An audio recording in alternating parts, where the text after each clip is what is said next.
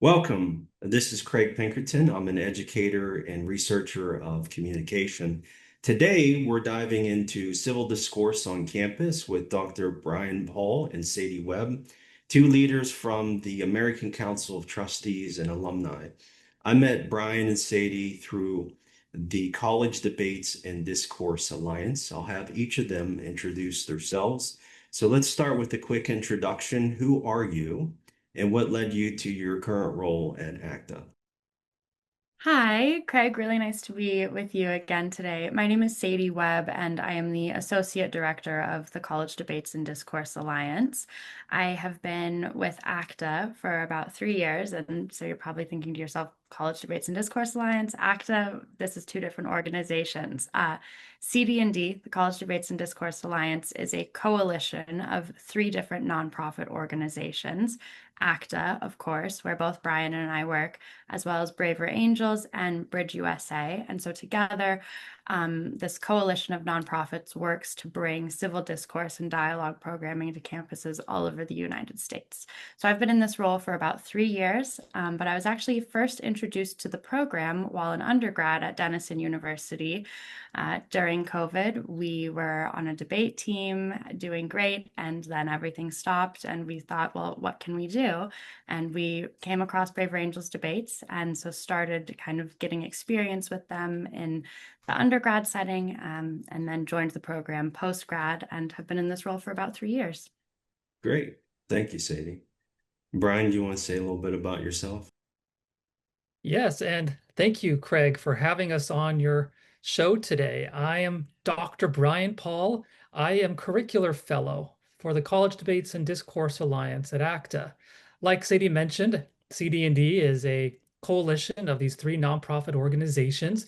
ACTA has been in the higher education realm since 1995. We're in our 30th year now of pursuing academic excellence, academic freedom, and accountability in higher education.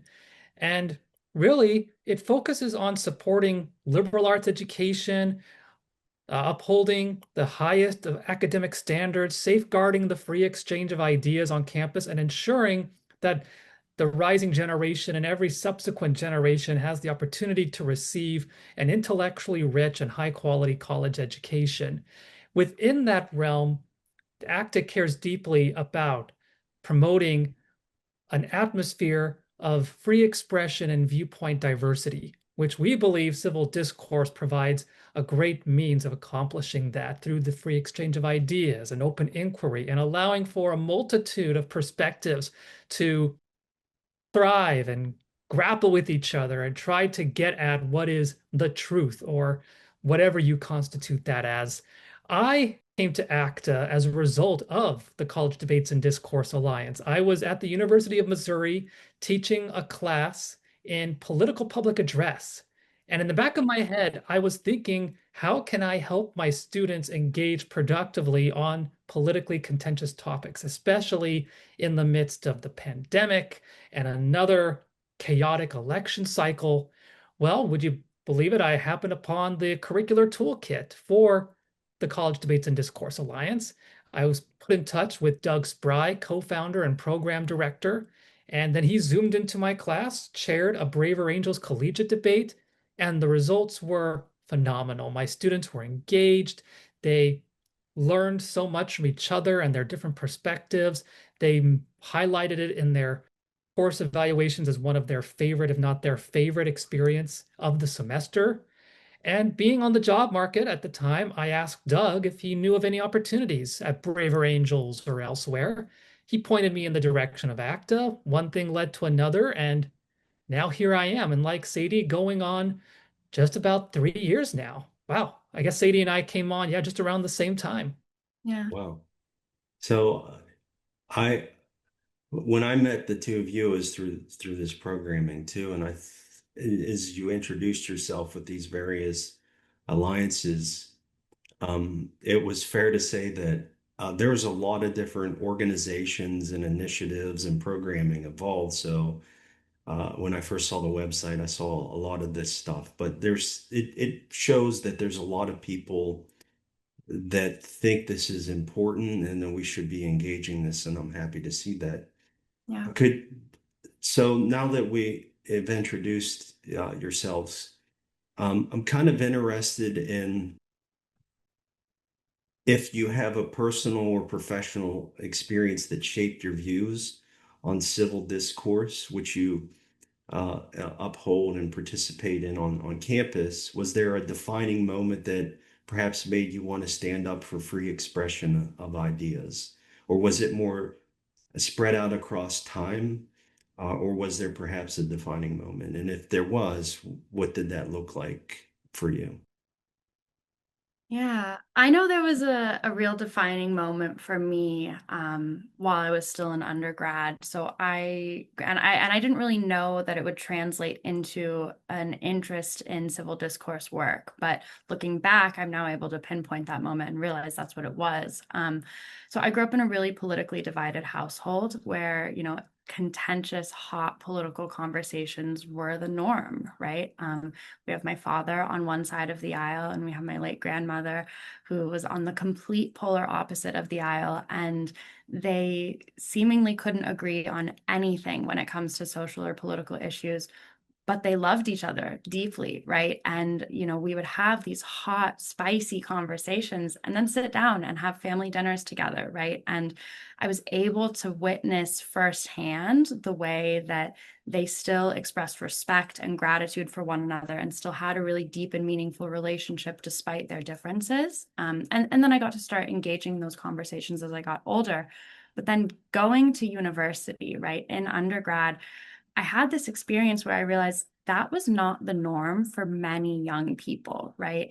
I remember meeting folks and, after the 2016 election, somebody saying, I can't imagine why anybody would have voted for Donald Trump. Like, I don't know anybody in my life who believes that.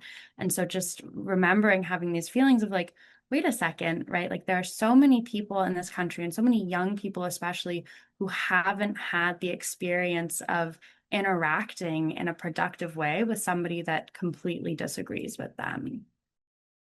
You remind me of a question I sometimes ask in my class these days, at least in the last couple years, based on the polarization and division that I see. I've asked students, particularly post-election, the last election, could you be friends with someone who voted for the party that you didn't vote for?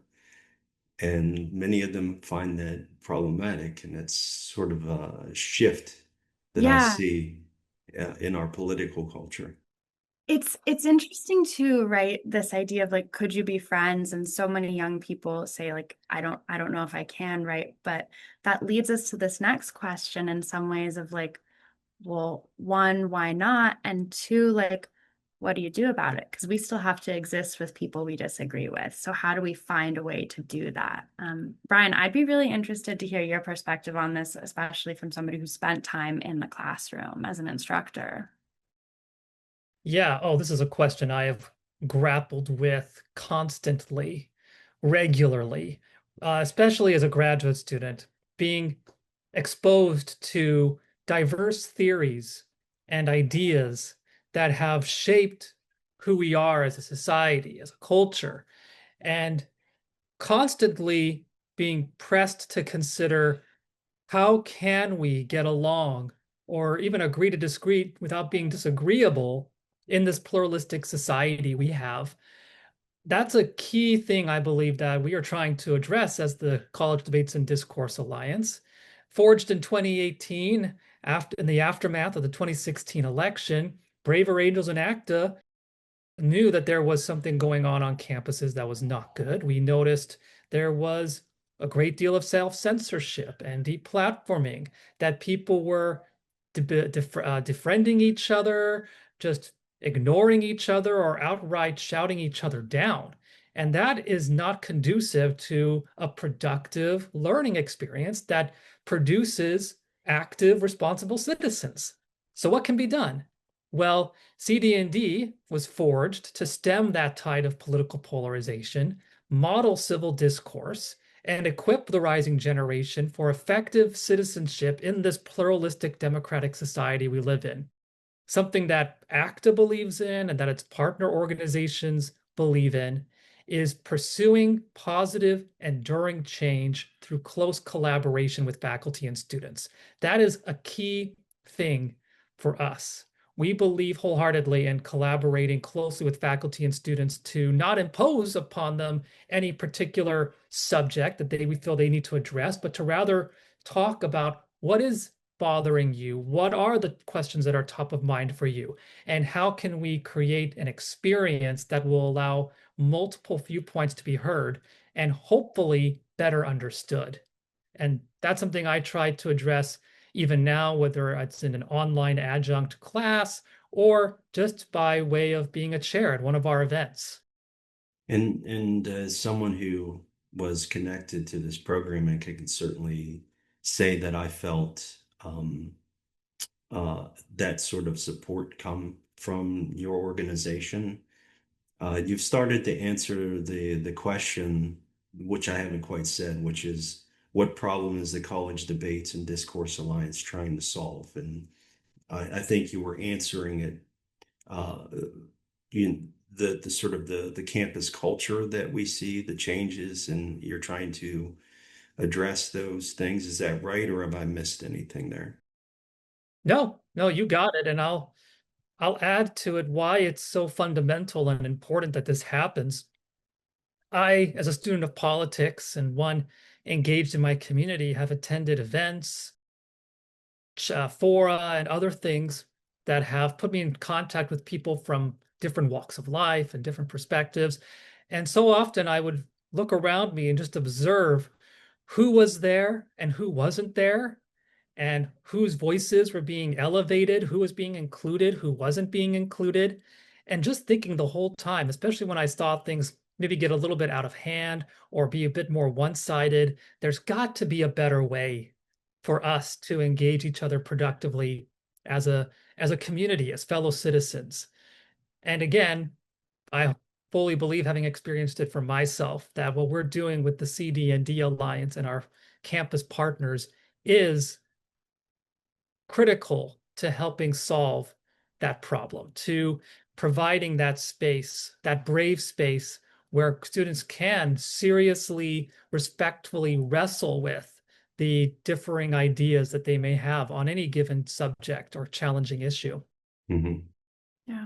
What would you say now that you've been doing this work for a few years, in 2025, when we're having this conversation, what is the state of civil discourse on college campuses now?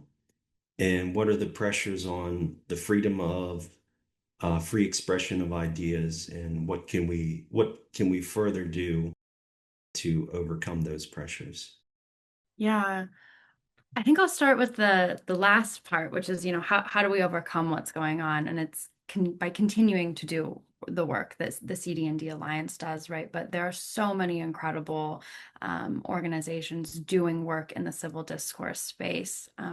And so, then when we think about, well, why do we even need the civil discourse space? We can reflect on the state of discourse on college campuses. And I'll be honest, there's a lot of fear on campuses right now, especially 2025.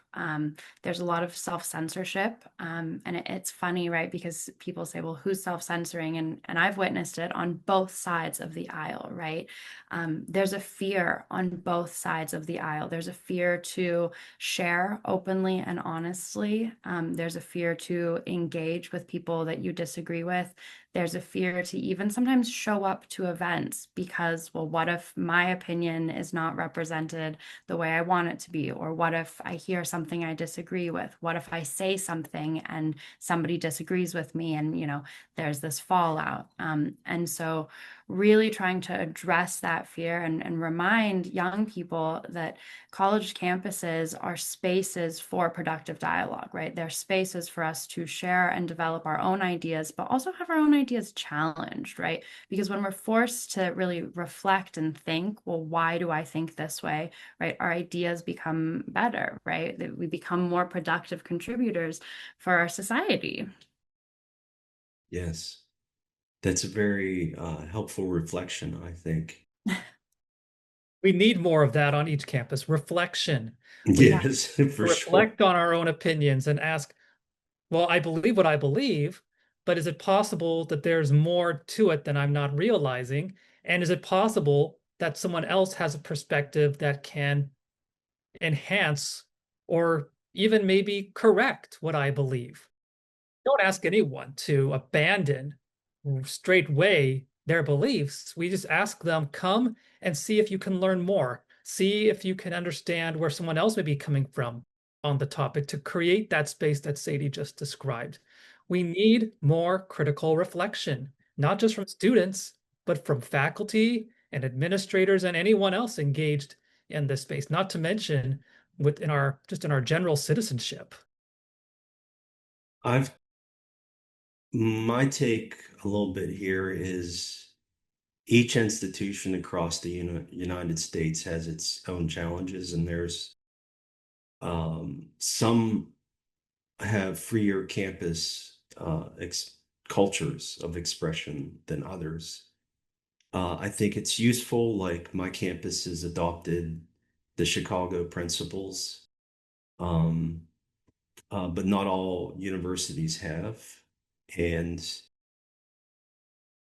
not that they necessarily have to have such a culture, but it's useful to sort of set down as policy, this is how we're going to proceed, sort of thing, Yeah. and create those spaces for productive dialogue, as you characterize it, Sadie, to communicate across our differences. I think I'll ask you um, my next question here, which is if you have can you think of a moment when you realized just how urgent the work of discourse has become? So essentially what I'm probing you is we've talked a little bit in the abstract here, but was there a moment that you remember, an event, something that you saw, heard, or experienced that really stuck with you, that made you think this is so much urgent, whether it be in the news or your own firsthand observation or anything like that? Yeah. So for me, I think back to the election of Trump in 2016 and then in 2024. And following, during the first election, I was an undergrad. And then recently, obviously, I was not. But have had some really, really interesting and intense conversations that reaffirmed to me the importance of doing this work. And going back, Craig, to kind of what you mentioned about policy and culture, right? Having this recognition and realization that we have to do more than just write policies, right? It's great for a campus to adopt the Chicago principles, but what does it mean to really cultivate a culture that values and practices them? And so I remember following the election of Trump, right, talking with a lot of, strong anti-Trumpers. And I'm a left-leaning individual. Didn't vote for Donald Trump, but there are a lot of people in my life who did, family and friends, and having conversations with people who just so adamantly oppose him and, start saying things like, I don't understand how somebody could vote for someone like this. I don't understand how you can still be friends with somebody who voted for him, right? I don't understand how you haven't cut off family members who voted for him, right? Having those types of conversations and then switching the question back on those people that I'm talking with and saying, okay, well, what should we do with the people we disagree with then, right? Because half of the country voted for somebody, right? And so then in theory, half of the country disagrees with you, right? What do we do with those people? We have to find a way to coexist with one another. And so having that kind of repeated experience in 2016 and then in 2024, witnessing young people just want to write off and push aside the people that they disagree with really reaffirmed for me, like, this is the time that we need to be doing this work and really working to cultivate a culture that, allows us to coexist with people we disagree with. That touches on one of the things that I've been incredibly critical of, which is tribalism, if you will. It's like how incredibly tribal we have become.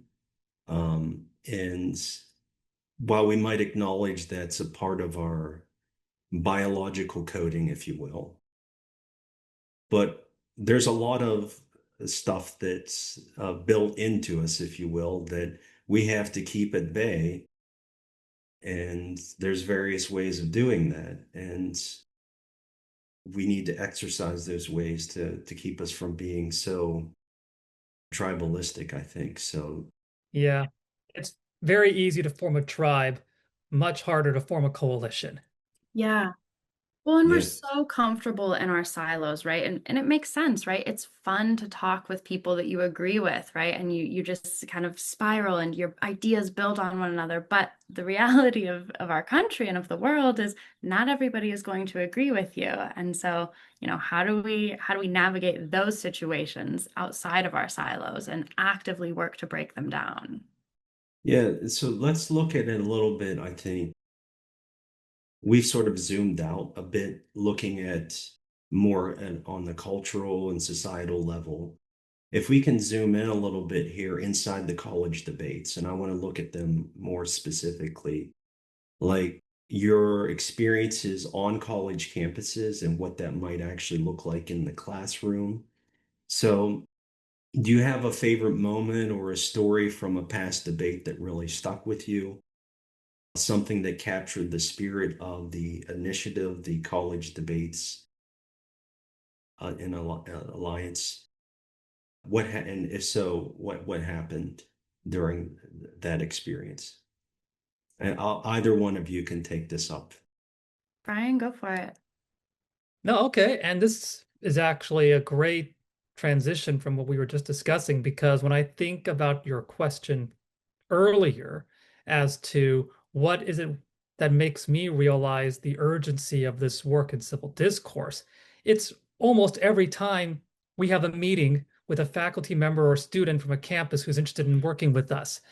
I can't speak for any other organization out there in this area, but from our perspective, this has so much demand and desirability attached to it, because students and faculty realize that this is happening on their campuses. There are students like the one Sadie described who want to have that outlet for open dialogue but haven't been able to find it yet. There are faculty who want to help their students engage productively but don't know how to go about it yet. And maybe they have ideas, but they just don't have tools or structure to it.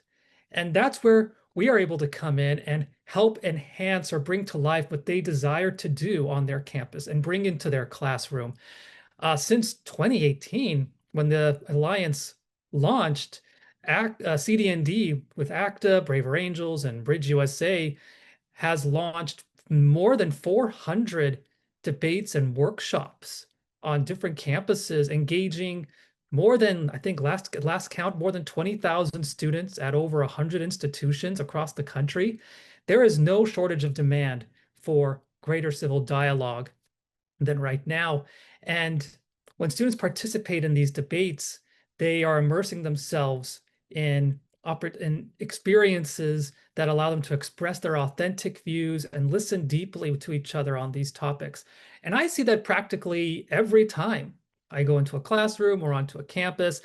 Very quickly, I would mention one example that's very top of mind for me because it happened very recently. I chaired a debate in a classroom at Washington and Lee University.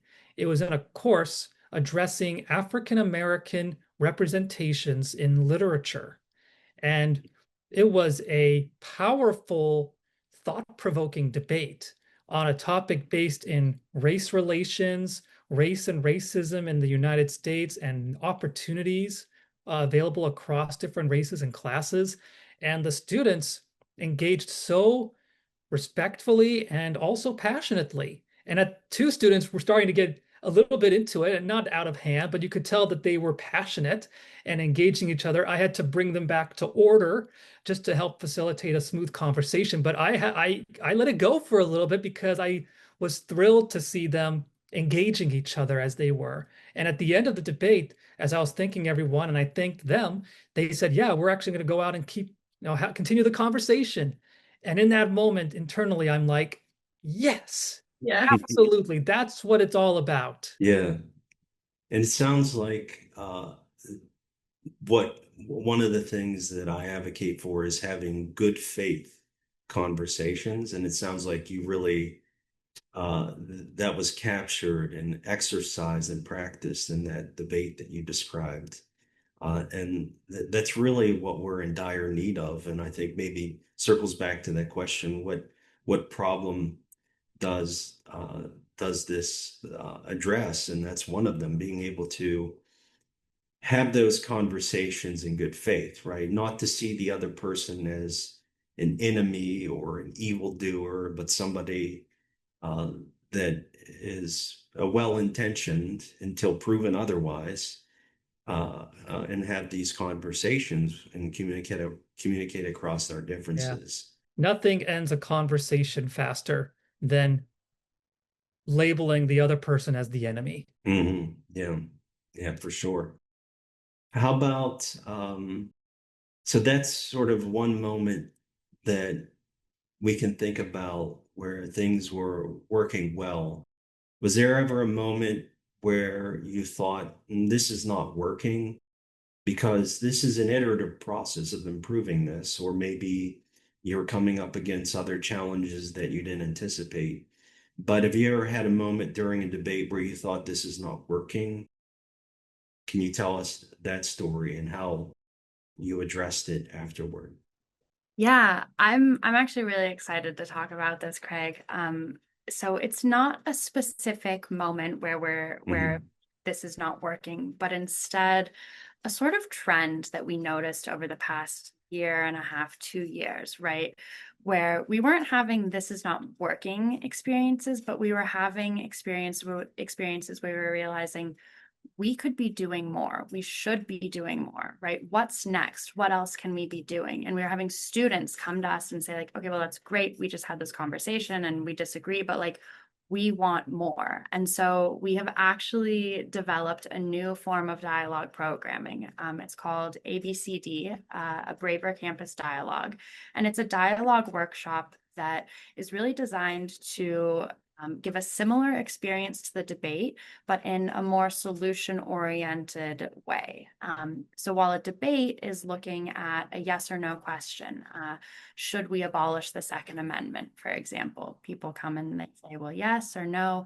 In conversations like that, or we realize often they're more about gun control, right? And reducing gun violence in America. And so within the newer ABCD format, we're shifting from saying, well, here's one specific thing, such as abolishing the Second Amendment, and instead having an open-ended, solution-oriented question where we say, how can we best address gun violence in our country? What is the best way to reduce or prevent gun violence in our community?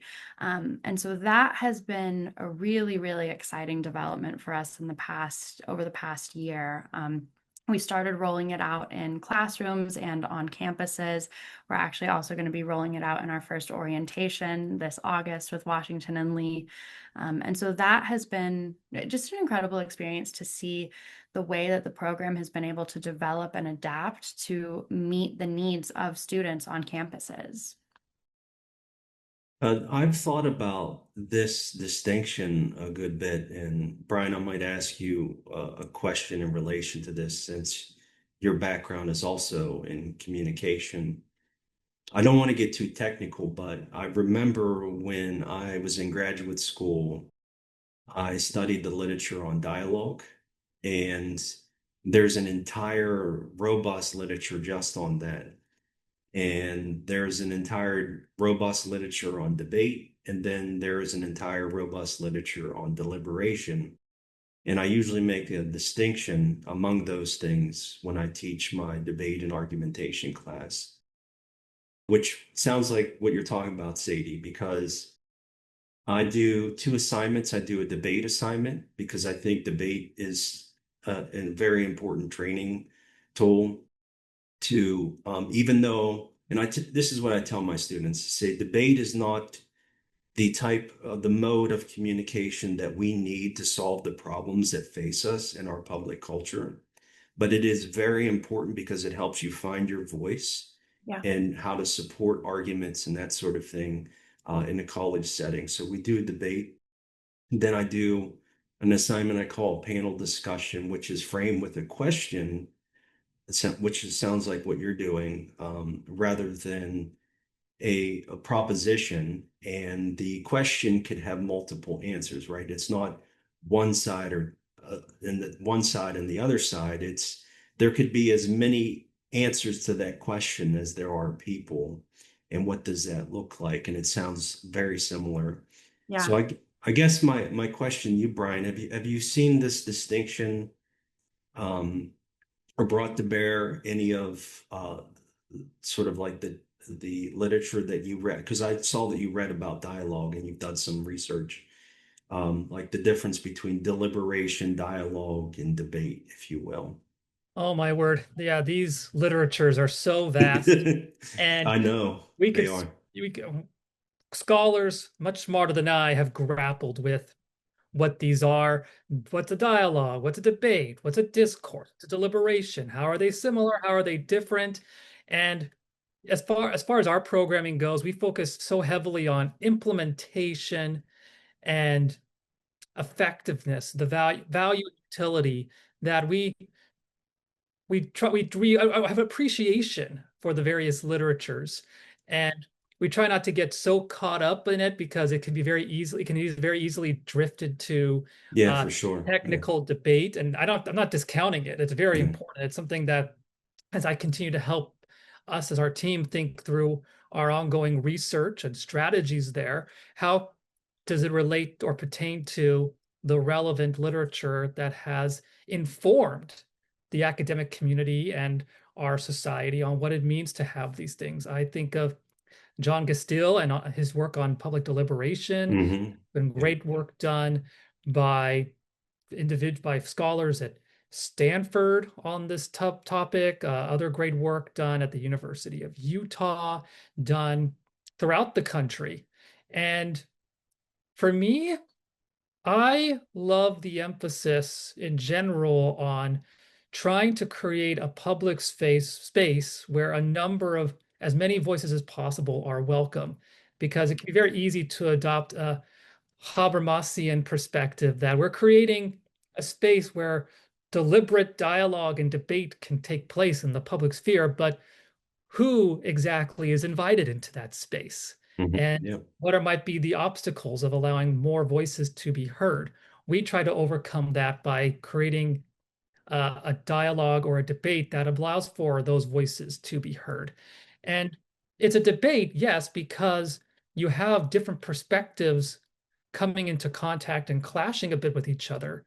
But we attempt to elevate that debate by allowing it to not be about ultimately winning or losing, but about trying to better understand where other people are coming from, and understanding those different perspectives, ultimately, hopefully, yielding a less polarized audience and people leaving with at least a healthier respect for the other side. So certainly rooted in the depolarization literature, and also with that great appreciation for the work done in the public sphere, such as with Chantal Mouffe or others who address notions of respectful rivalry. There will always be disagreement. There will always be conflict, but how can we most effectively work through those issues to try to reach constructive solutions? And that's especially relevant in a pluralistic democratic society like ours. Yeah, for sure.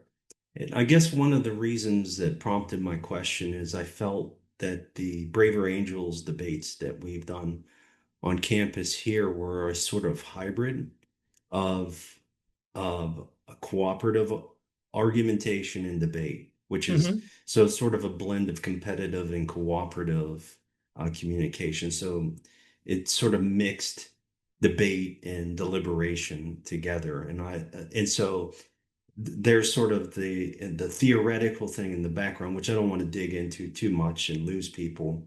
But I think just seeing it on the ground and how we're able to both disagree and with a competitive frame, but also be cooperative is interesting. And this new initiative, where it sounds like it's more driven by answering a question and that being framed as a deliberation rather than a debate, I'm very interested in seeing how that turns out for you and love to follow up with you Yeah. after you've had some time to see that in practice for a while.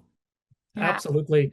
There is a fusion, I will say, like you mentioned, there is that fusion of a variety of theoretical perspectives. I will preface it all by saying I was not at the present at the founding of Braver Angels or of the Alliance, and I'm not sure what were the theoretical I can speak to that a foundational little. aspects. So, Sadie, please, I would love to hear what your Yeah. thoughts are on that too. Yeah, so I come from a more competitive debate background. And so I think it's really interesting to think about like competitive debate versus the style of debates and dialogues that we do. And so the Braver Angels style of debate was actually developed by a very bright woman named April Lawson. And she took a lot of inspiration from the Yale Political Union and how they do debate. But it's an amended style of parliamentary procedure that departs from traditional competitive debate in the sense that there is no winner or loser, there are no teams, right?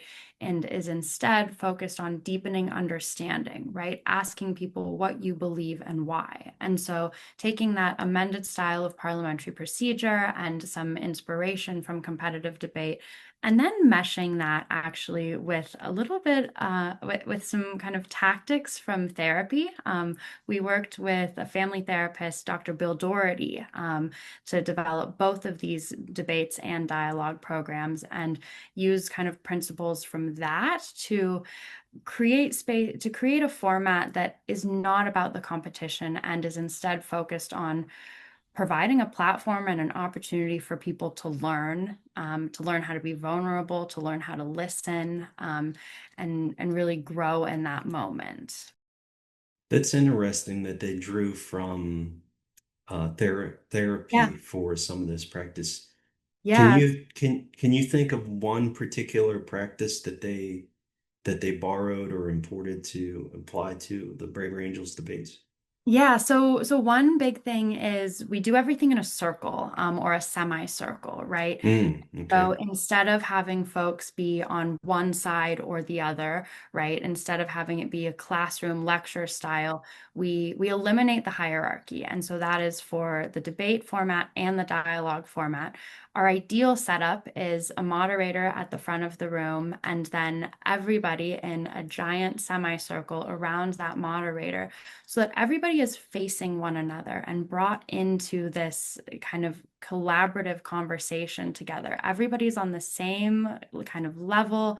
You can see one another. Everybody's interspersed, right? So somebody sitting directly next to me could adamantly oppose what I'm saying, or be a huge supporter. I have no idea until we start getting that conversation going.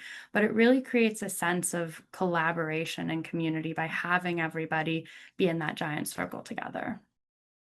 Yeah, I found the semicircle was great. In fact, I usually use it in Yeah. my regular classes as well, Yeah. uh, Wonderful. when I can. Well, I think we've delved into the inside the college debates a good bit here. So having looked at that a bit, let's look at the next topic, which is some of the challenges that you may have encountered. Yeah. So my first question is, what kinds of resistance or tension do you encounter either from students, faculty, administration, or alumni? And what has happened with that? Because with programs like this, you would reasonably expect some type of resistance, and I'm curious what that might look like and how you've overcome it. Yeah. So I would say the general resistance that we face, surprisingly, is often from faculty or administrators. Students are really, really excited to have an opportunity to do this type of work and have these type of conversations. But when we look at, especially over the past year or so, the events that have unfolded on campuses with protests and, protests devolving into riots, right?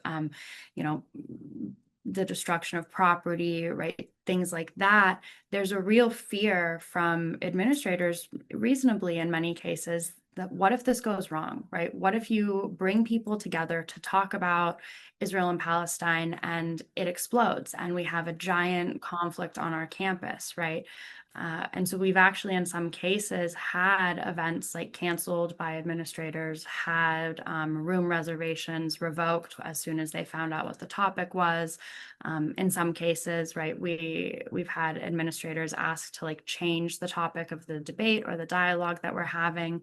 The way that we form the topic, for a little background, is with students, right? We put together a Right. team of student leaders and ambassadors, and we say, listen, we know debates and dialogues, but you all know your campus and what you guys are up in arms about. So what do you want to talk about? And so we've run into some cases where faculty or administrators are like, I don't know if this is a good idea. What if it goes wrong? That being said, we've always overcome, right? We have never had an event spiral out of control. Last semester and the semester before that, we were actually at Columbia, which a lot of people kind of are considering ground zero in some ways, right? Yes. At Yes. Columbia, we partnered with the student-led BridgeUSA organization there, or BridgeUSA chapter there, and had a debate and a dialogue about Israel and Palestine, right? And about how can Columbia, like, what is the most effective way for Columbia students to engage in this conversation? And so that resistance and that nervousness we are seeing time and time again is overcome. And the only way to continue overcoming that is through action, right? I will say too, within the higher education space, schools love to look to one another. And so as more schools kind of take that step towards the flames, right, and say, okay, you know what, this is scary, but we're going to do this, more and more schools are starting to see the positive benefit that can come from it and saying, oh, you know what, yeah, our students can handle this. We can do this. I want to say two things. One, I just want to emphasize that in my experience, which is isolated to my campus, is that all of these initiatives have been student driven with the Yeah. topics.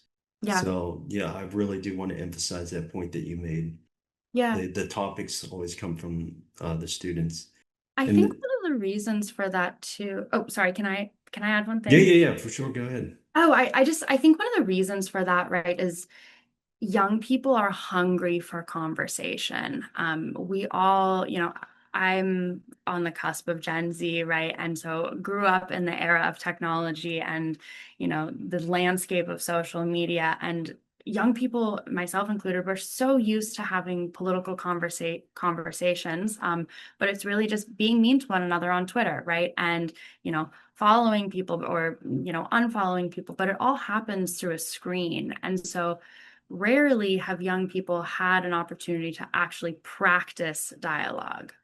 We hear a lot about it, right? There are a lot of speeches and keynotes and presentations about the importance of civil discourse, but it's less common, though luckily becoming increasingly more common, to actually have that experience of talking about the hard issues with people you disagree with. And I got that sense too that the younger generation is hungry for conversation. Yeah. And I was going to ask you, and I think you've sort of put your finger on it, but just in case there's more to the picture than that, is it because there has a lot of young people have spent a good bit of their youth in digital spaces rather than face-to-face conversation and are missing out on those, and that's what they're looking for? Or is there something more to the picture here? And Sadie, I'm directing this to you since you're probably a little bit closer to the ground on this than Yeah. myself or Bryan. What's your take? I mean, I'll start by saying I in no way am an expert on this. I can really only speak for myself and from my own perspective. I think that social media and technology are part of it in some ways.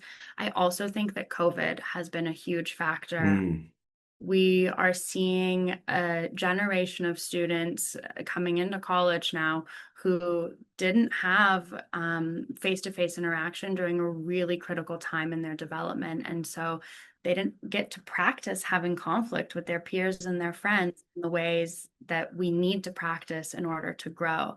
And so I think it's a combination of things. Okay. I And feel did so old now. I didn't It's mean okay. to. I honestly am made to feel old by our student fellows all the time, so Yeah, I didn't it's mean to really call anyone okay. out there. And the second thing that I had penned there was you talked about Columbia and your initiative there. Just wanted to ask you how did that go? Yeah. So we have a really wonderful relationship with the Columbia chapter of BridgeUSA. There are some incredible student leaders there on that campus. The first event we ever hosted with them or tried to host got canceled because there was some nervousness. We were able to reschedule that event. We got the room booked, right? And we had a really great conversation.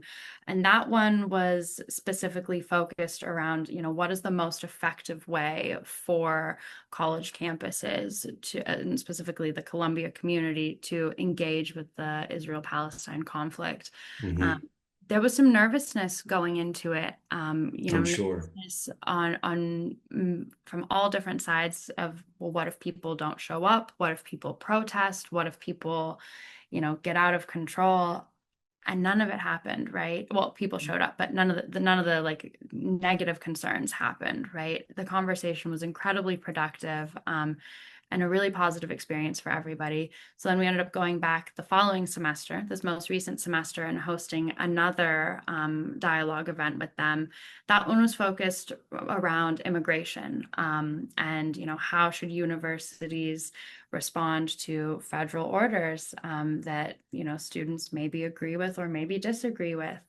The student who was detained, Mosen, right? We actually got to have a conversation with him last semester saying like, hey, we'd love to have you guys come. We'd love to have your group come and be a part of this conversation. And so I think the Columbia community was really like shocked as the events of the past semester unfolded, but also in some ways better prepared to handle them and respond to them in a productive way. That's good to hear. And Brian, would you, before I move on to my last set of questions, was there anything that you wanted to say about the challenges of the kinds of resistance or tensions that you've experienced to add to what Sadie has said in your observations or experiences? Oh, the only thing I would add to what Sadie has beautifully articulated from her great experience and leadership in this space is the idea that some express, or the criticism they express, that by allowing these diversity of voices to be a part of the debate or dialogue, we are platforming bad ideas or potentially platforming bad or dangerous ideas. No, we're not doing that in a manner of speaking. We are working with anyone and everyone who cares about creating a positive, safe learning environment and improving education and dialogue for all. So I feel it's grossly mischaracterized to say we're platforming bad ideas. No, we're giving space, creating a brave space for a multitude of ideas to allow people to better understand and wrestle with the various perspectives that are there. And yes, that's going to be uncomfortable. That will cause discomfort for someone to hear something that they passionately disagree with, but they have the opportunity to speak their piece as well and to ask respectful, appropriate questions of someone else through a chair or moderator. Through this exercise, through this experience, the idea is to create a brave space where conversation can flourish and ultimately help people engage with others they may disagree with. That's the only way that we can have a successful, long-lasting, democratic, pluralistic society, is if we are engaging each other and willing to compromise, willing to hear the other side out. If we can't even do that on a campus, in a classroom, how can we possibly expect to do that in the real world or off campus, I should say? Yeah. Yes, for sure. I'm so glad you brought that up, Brian, because I think that's that is definitely like a resistance or pushback we get as people are like, well, you're platforming bad ideas. And it's hard to get people to come around to this like understanding that you can't just silence what you would consider to be bad ideas because they don't disappear, right? They don't just go under the rug, right? They manifest and end up rearing their head in another way. And so you really do have to engage with them and defeat them in that marketplace of ideas. Mhm. From my perspective as an educator, sometimes I feel an observer of our public culture and political culture that sometimes feels to me in 2025 and perhaps even the last 10 or 15 years that we need a First Amendment literacy here. Why do we even have this in the first place? And it seems to be, to my mind, one of the things that we got really solidly right that the rest of the world should emulate. And I, not everybody understands the underlying reasons because at the end of the day, it's a there are cons that come with it for sure, without question. But what is the alternative? The alternative tilts toward totalitarianism and authoritarianism. And if that is the system that you want, then that's not the society that I want to live in. Wasn't it But Winston Churchill who purportedly said that democracy is the worst form of government, except for all the others? yeah, something like that. And I think that is very characteristically accurate for what we have. All right, I'm going to move into my final questions. One of the things I've thought about for a long time is artificial intelligence, and I've been interested in it since the 1990s when, as a as a nerd, I've been like sawing Gary Kasparov, the world chess grand champion, play against Deep Blue in the 90s. Uh, this sort of created this existential crisis that has got us thinking about this. And now, for the longest time, I was trying to get students and others to have these conversations. And now, with the introduction of ChatGPT, they can't shut up about it. So, I'm going to bring it into the conversation because it is very much a big part of our conversation now. And I've been thinking about it too. So I'll ask you. So ACTA's mission is, and I'll quote here, to support liberal arts education, uphold high academic standards, safeguard free exchange of ideas on campus, and ensure that the next generation receives an intellectually rich, high quality college education at an affordable price, end quote. Sounds like a So great place. yeah, yeah, it is.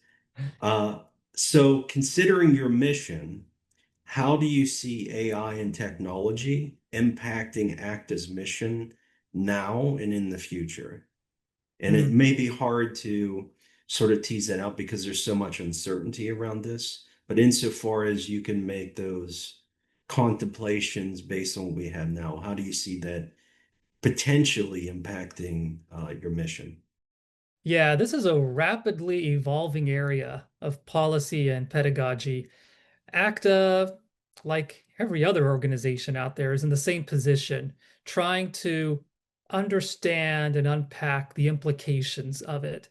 Neither of us will take an official position on behalf of ACTA on this because, frankly, ACTA doesn't have a formal position at the moment, and far be it from us to uh, speculate on that. But from my personal standpoint, and the fact that I value the very things you highlighted as part of ACTA's mission, from my vantage point, this is about approaching in a nuanced way how to best assess the benefits and the pitfalls of AI and ChatGPT.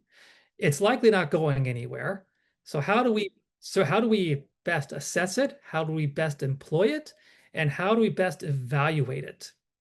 And to that end, what worries me personally about AI is also what excites me about AI.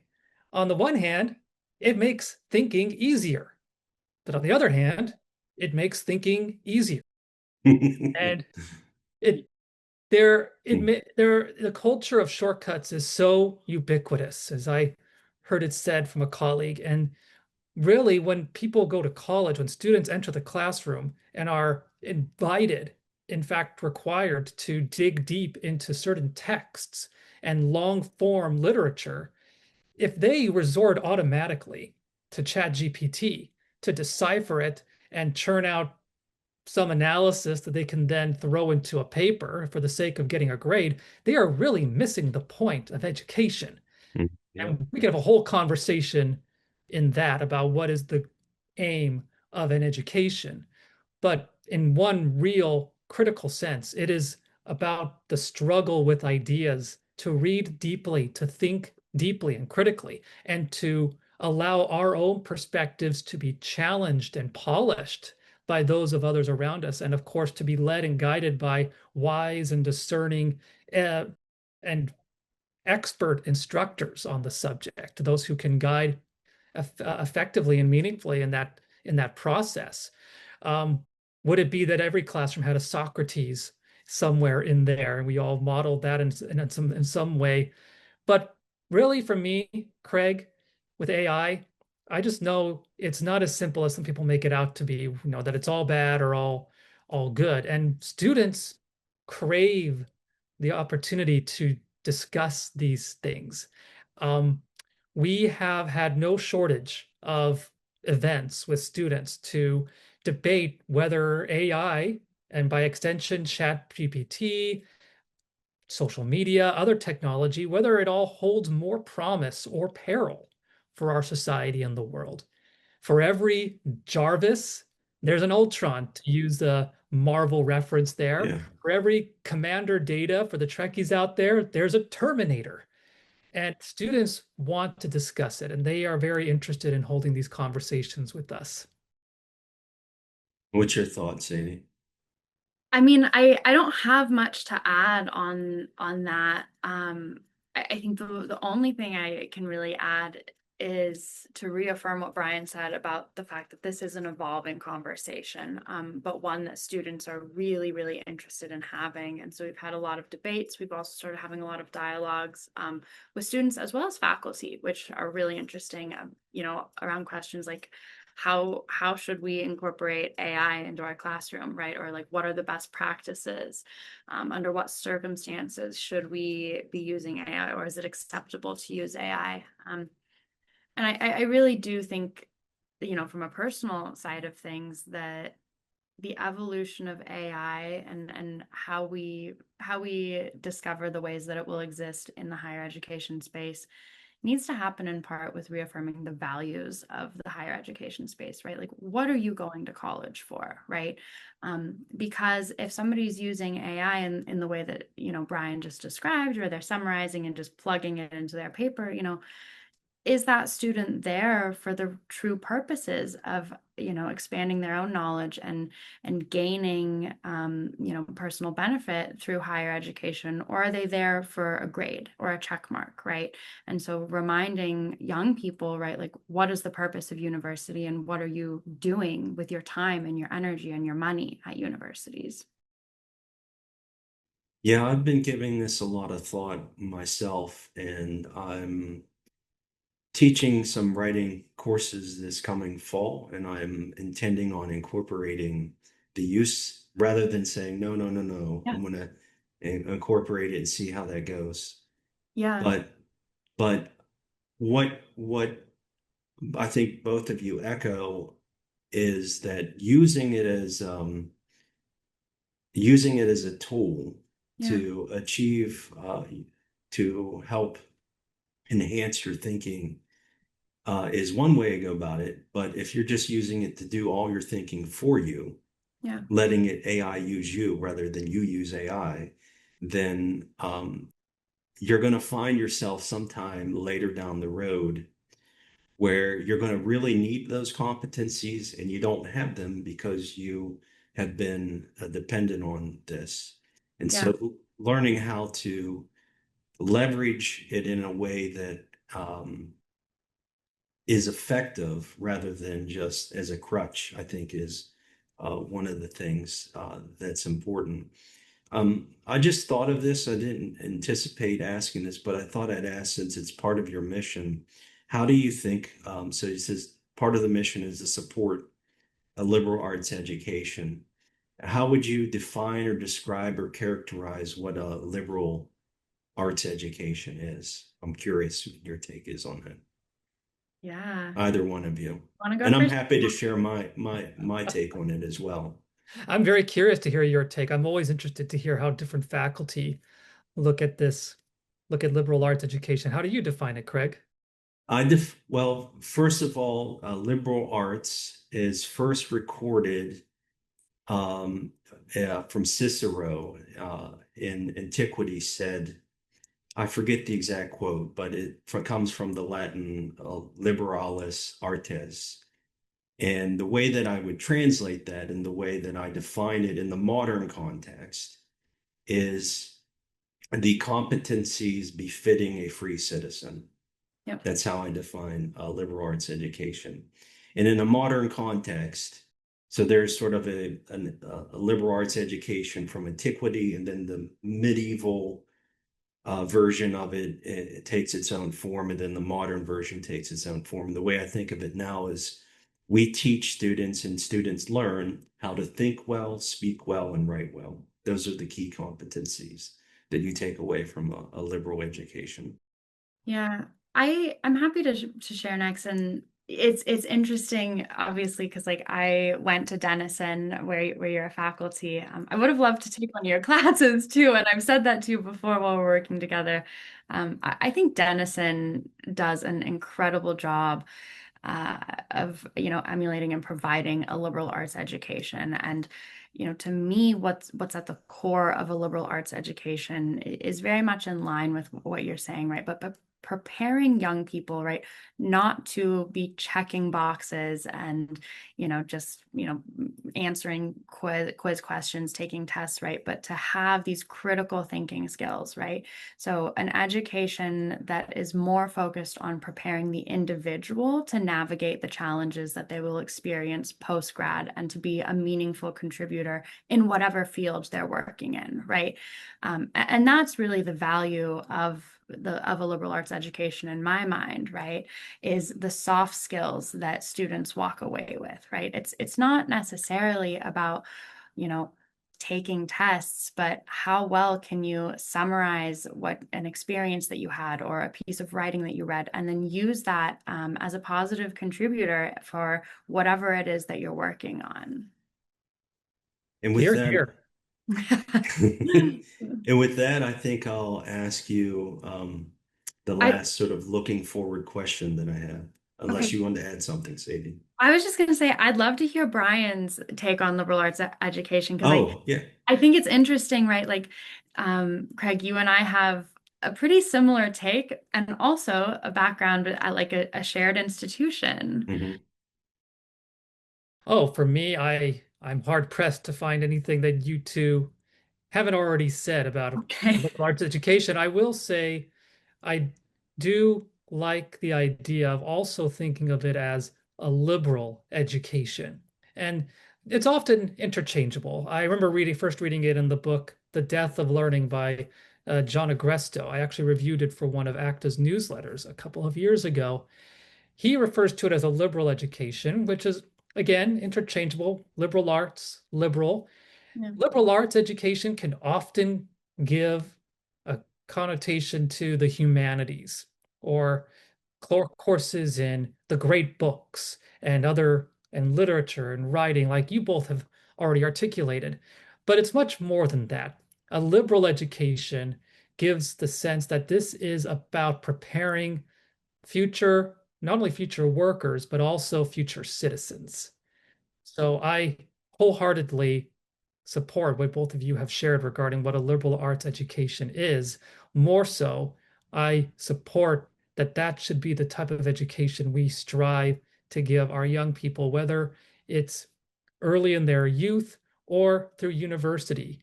Certainly, if nowhere else, in college and university, because that is where great learning not only takes place, but where young people become young adults and become all the more prepared to enter the workforce and the ranks of the citizenship, or Yeah. of Yeah. the ranks of the citizenry.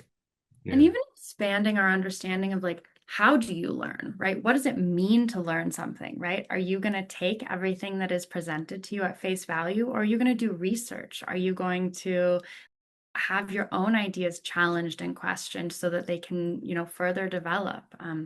To think for ourselves, Yeah, yeah. inconceivable. Inconceivable. Yeah. With that, I'll ask you my sort of last question. I have two questions I end all of my interviews with, but are planned questions, which was if you could give one piece of advice to listeners right now who feel unsure about speaking up or engaging with someone they disagree with, what would that be? Bryan, you want to start? Yeah, if I could give one piece of advice to people, seek first to understand. Hmm. That was my guiding question, my mantra, one of my many mantras when I was in graduate school. Seek first to understand. Ask questions rather than have a knee-jerk reaction to what someone may say, uh, offering irate criticism or expressing outright indignation at whatever they may have said or written. Or think first to ask, tell me more, or what led you to that conclusion or belief? Seek first to understand. That's my big advice for listeners right now. Yeah. I think you're channeling Stephen Covey, right, from the Seven Habits, I'll because take that as a compliment. that's always been one of the things that stuck with me from that book. He said, "Seek first to understand before being understood," and I think that is a really solid principle to live by. Yeah. Sadie, what's your thoughts? Yeah, I think seek first to understand is incredible. What I'll add to that is be brave, right? Hmm. If you feel unsure about speaking up or engaging with somebody that you disagree with, be brave, right? 3 seconds of bravery and just do it, right? I'm not saying put yourself in unsafe situations, but I want to Hmm. make a distinction between, something that is unsafe versus something that is uncomfortable, right? And if the situation or the conversation is merely uncomfortable, lean into it, right? Practice sitting with that discomfort because you will become a better person for it, right? Your own capacity for empathy, your understanding of morality, right? Your understanding of yourself and others will all grow and develop when you force yourself to sit in those uncomfortable but still safe situations and conversations. But you just got to lean into it and go for it and be brave and recognize that it's not always perfect, right? Sometimes you walk away from having a hard conversation, you're like, oh my gosh, like what was this person thinking, right? But that's part of the experience is letting yourself have those opportunities to engage. Yeah, I think bravery and courage are a very important Yeah, dimension of this as well. absolutely. And the last two questions that I'll ask is just, and you don't have to have answers to this, but is there anything else that you would like to add that I missed and didn't capture in my questions that I asked you today? Mhm. And if not, that's absolutely fine. But if While I miss Sadie, something, while Sadie ponders it herself, I'm going to, having just channeled Stephen Covey earlier, I'm now going to channel our ACTA's president, our boss, Michael Poliakoff, who, as an alumnus of Yale, fondly and emphatically endorses the Woodward Report, which is one of those great documents of higher education, much like the Chicago Principles or the Calvin Report. The Woodward Report has this critical, powerful line in here that reads, "The history of intellectual growth and discovery clearly demonstrates the need for unfettered freedom, the right to think the unthinkable, discuss the unmentionable, and challenge the unchallengeable."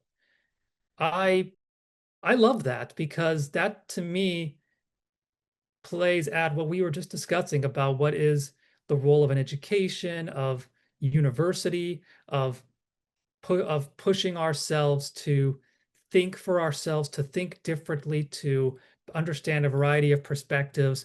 And that is the spirit we try, or yes, strive to have in our own workshops and debates. So I just wanted to share that because it's a powerful line and great tribute to our our boss, President Polyakov, and others in the space, our partners, Braver Angels and BridgeUSA, who make it possible, whose vision has allowed us to be here to do this. Yeah. And not only that, I think it very aptly captures what is or should be the ethos of a liberal arts education or a liberal education, as Yeah, we've discussed. absolutely. And Sadie, did you have anything that you wanted to add? I mean, nothing as eloquent as that. The thing that came to mind for me, right, in thinking about the bravery and the courage that it takes to engage with, people you disagree with is, a reminder for humility, and a reminder that Mm, this is all our first time living, right? And, we are all doing the very best that we can, and you never know who you're going to learn from.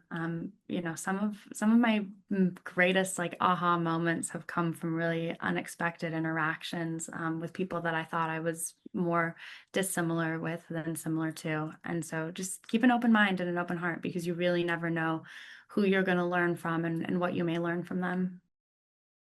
yeah, very definitely one of the things that we should be thinking about is how we listen better Yeah. to each other.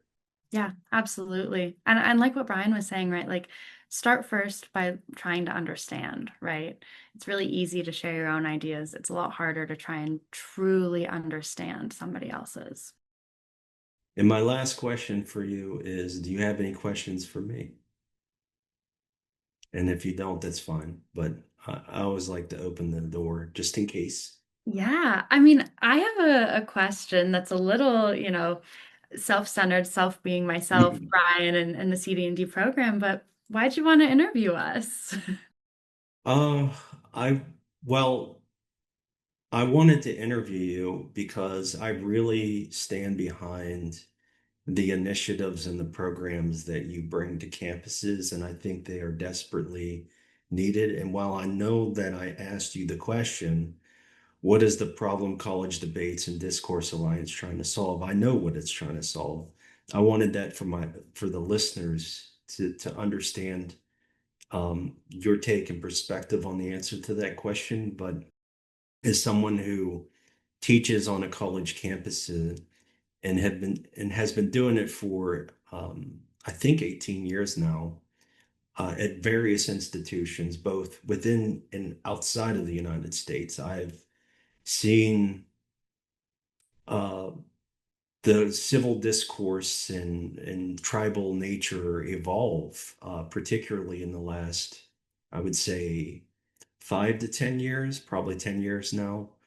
And I think these sorts of things are certainly needed on campus. And that's one of the reasons why I wanted to talk with you to understand more and perhaps share with the broader world these sorts of things that I think are important and valuable for um, higher education. Yeah. What are you seeing on Denison campus right now that is promising to you? What have you Mm, seen and hope to see in the I, next academic year and beyond? I actually see students, for the most part, capable to speak with each other. Um, and I can think about various case by case conversations that I've had with individuals. Um, I remember a few years ago when I was approached by a student who thought that he wasn't capable to speak up his views because he was more of in a minority of views. And I just nudged him and I said, look around. I have a general pulse on the culture of higher education across the US, and we're certainly doing better. Can we do better? Yeah, for certain. Most institutions can, but we're doing better in terms of the allowance of free expression of ideas than many other campuses.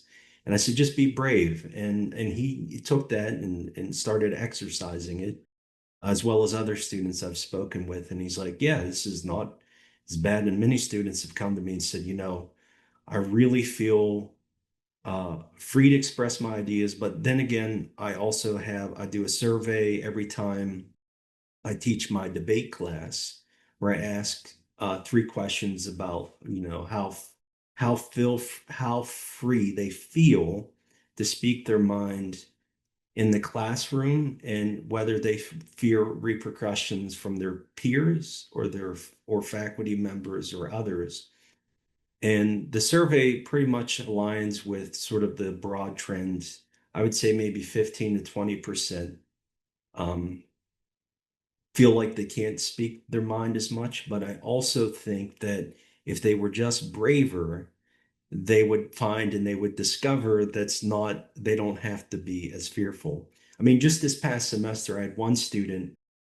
I think he was the one person in the class that held the view that he had. And in the final panel discussion was sharing that view. And he was persuading people. And he emailed me after the thing. He's like, that was such a great experience to do that the panel discussion is similar to what's framed with the question. And I very much phrase it because I feel like he came into his own. And I said, keep using that bravery because that's what the world needs. That's Yeah. some of the things that I'm seeing on my end. Yeah. It makes me so happy that we're like kind of wrapping up our conversation with this tone of like bravery and courage, because I think sometimes within the civil discourse space, people forget how hard this work is, and that it does require bravery and courage from the people engaging in it, right? Like Mhm. sitting in a room full of people that maybe disagree with you is really hard, right? And engaging in these conversations can be really, really challenging, but it's so worthwhile, and so worth continuing. I'm reminded of Mr. Rogers in this moment. I'm listening to a lot of his music, the benefits of having a 15-month-old and counting. Uh, and one of his songs is "Be Brave, Be Strong." Yeah. And what what a great message and a great reminder for us all to be brave and strong in this space.